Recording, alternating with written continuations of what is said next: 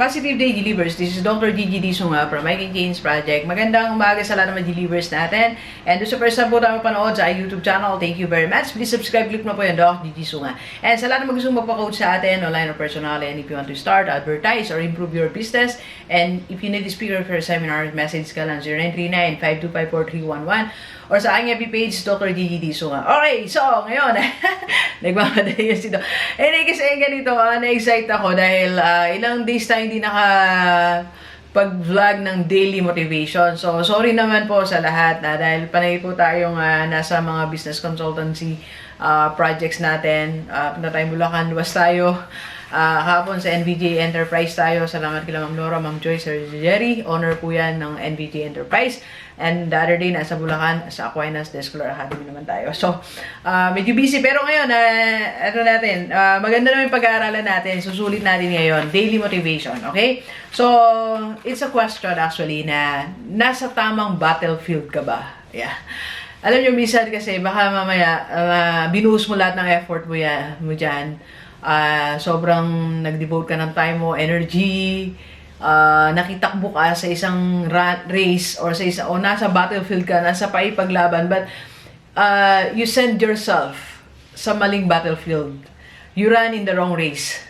Yung mahirap, di ba? So, rally natin yan. So, paano ba yan? Okay? So, let's open our Bible sa habang tayo nagkakape na rockstar. Magkape po tayo.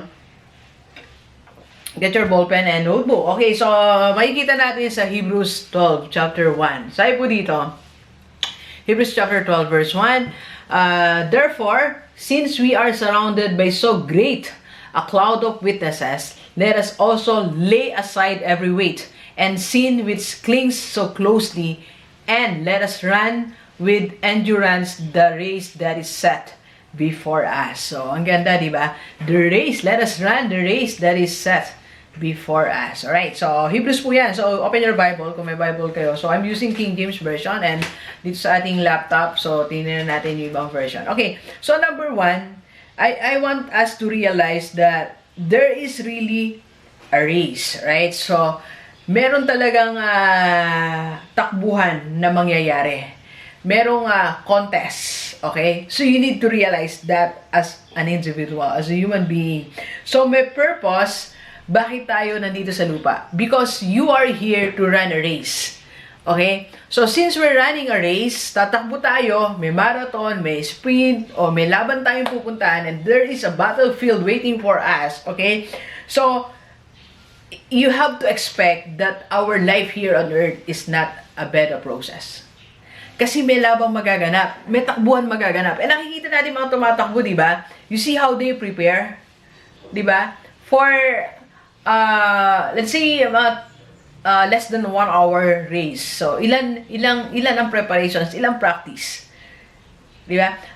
I used to be in public school for 7 years. Nagturo ako. Ay meron kayong mga nilalabanan sa mga agricultural school. Like meron kami tinatawag na Escofar ba? I don't know kung pan-teacher ata. Pero may mga competition.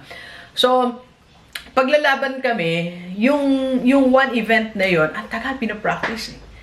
Ang tagal na rehearsal. Because alam ng mga estudyante namin, there is a battle. So, dapat ready tayo doon. You should know that there is a battle na magaganap sa buhay natin. That there is a race. You were not born just to sit there. Okay? You were not born just to have your cup of coffee for the rest of your life. There is a race that is waiting for you. Okay? Kung wala ka pa sa race ngayon, kung ang buhay mo masyadong komportable, wala kang masyadong conflict, mapayapa, baka you are not yet in the race. Baka wala ka sa laban. Okay? Wala ka doon sa labanan, wala ka sa takbuhan. Remember King David, gaano kapayapa ang buhay ni Haring David? Di ba parang nasa terrace kung titinan natin, bahagi ng bahay.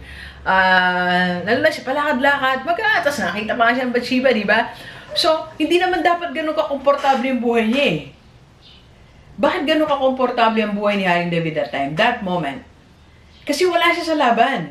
So, if you are living a very comfortable life right now, na walang stress, walang hassle, walang conflict, you are not yet in the race. So what you're going to do is go to the race, alright? So that's reality. Okay, so that's first. Second, na reality na makikita natin is, okay, the race was already set before us. Sabi, let us run with endurance the race that is set before us. So, ito, sa Tagalog version, ating takbuhin may pagtitiis ang takbuhin inilagay sa harapan natin. Sa isa pang version, the race that is set before us. So, yung laban pala, bago pa tayo lumaban, mapunta sa doon sa field, nakaset na siya for us. Di ba yung mga tumatakbo, may lane na sila?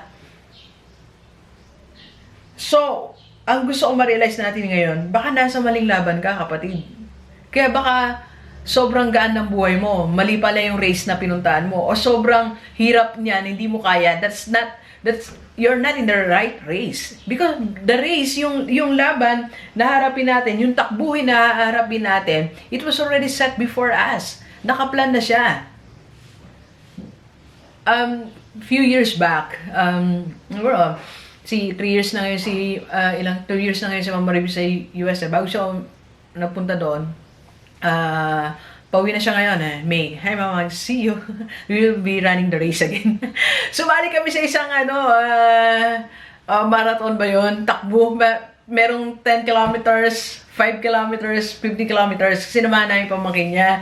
So, sabi niya, pili ka na niya. Pumili na kami. So, may mga race na pang mabilis, pang mabagal, pang mediums, di ba? So, nasaan ka doon? Ano yung race na sinet sa'yo? Hindi ka pwedeng tumakbo lang kasi nagre-register doon saan ka ba tatakbo? So, tinanong kami, ilang kilometers kayo? Sabi ko dun sa 500 meters na ako. Yun lang yung capacity ko. So, ibig sabihin, baka nasa maling laban tayo. Kahit manalo kayo dyan, hindi ka pa panalo kasi wrong race yung pinuntaan mo The race which you're supposed to run is already set before you.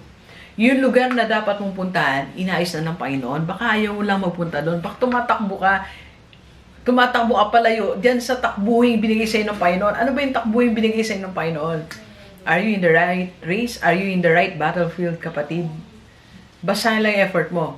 Di ba minsan, sabi ko nga sa mga vlogs ko, before, minsan meron tayong pinaipaglaban na mali, na hindi mo naman dapat paipaglaban. Meron tayong mga tinatakbo na hindi naman dapat yan ay tinatakbo mo. Meron kang mga, sa personal application natin, meron tayong mga relationship na pinaipaglaban, pinupush, pero hindi naman din dapat ang relationship na pinupush mo. Meron tayong mga business na pinaipaglaban, pinupush, pero ayaw ni Lord yan dahil that's not good. But we keep on fighting, we keep on running that race. But that's not the race that was set before us. Baka meron kang lugar na gusto mo dyan ka talaga, but that's not your race. Hindi iyan ang takbo yung binigay sa'yo ng Panginoon. So are you in the right race? Are you in the right battlefield? Are you in the right place? Are you in the right relationship? Are you fighting for the right thing? Are you fighting for the right people? Are you fighting for the right business, right career, right investment? Kung wala yung, mag-reflect tayo. Let's reflect. Sabihin mo, Panginoon, nasa tama ba akong landasin? Diba? So you ask yourself, you talk to God. Okay?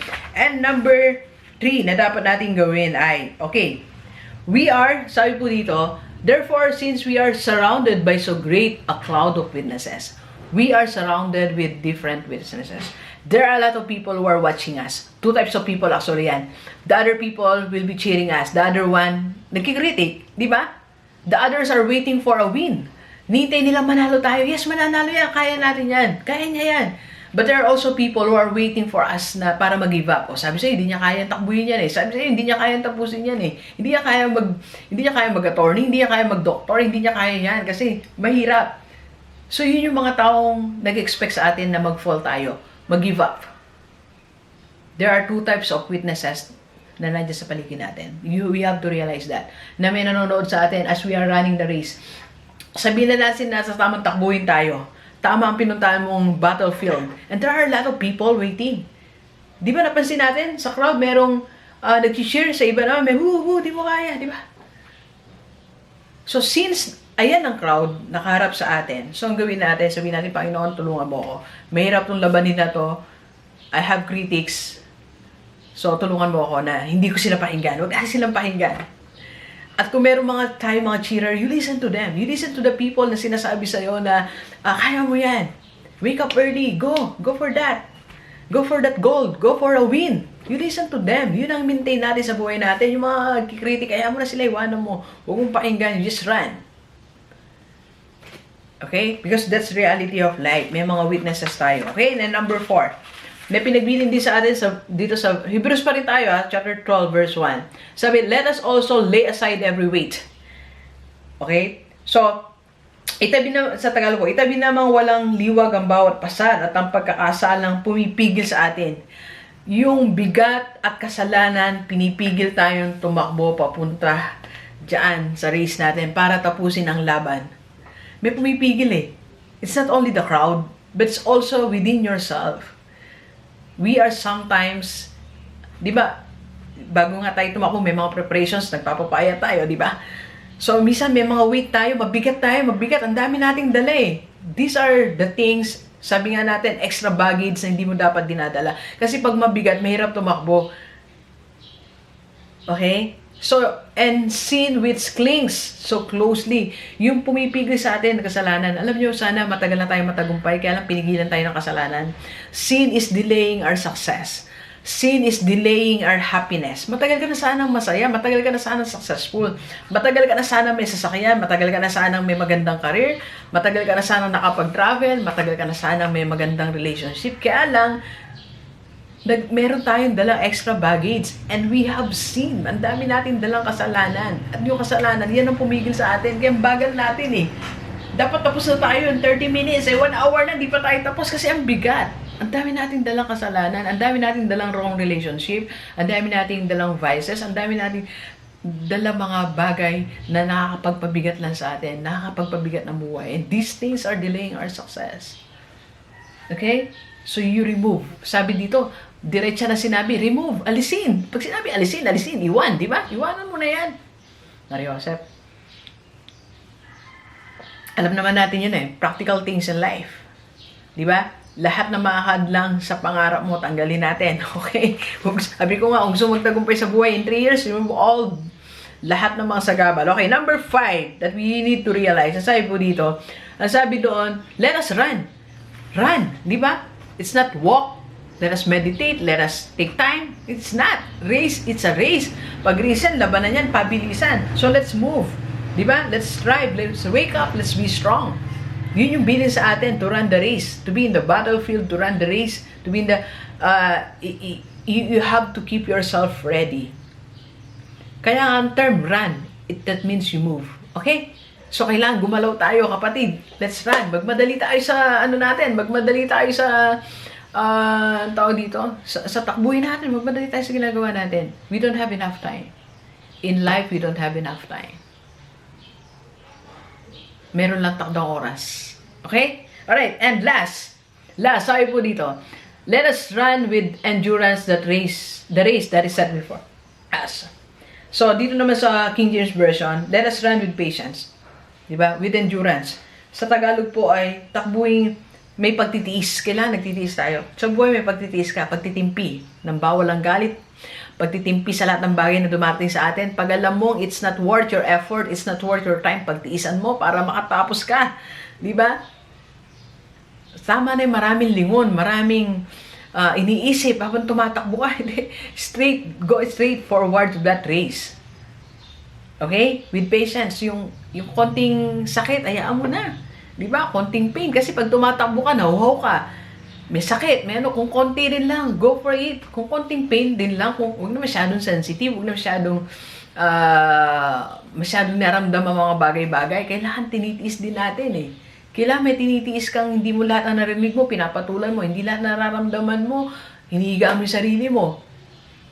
Diba? Down ka na naman. Something like that, okay? Because you are in a race sa buhay, okay? Alright, so, Gilibers, are you in a race right now? Okay?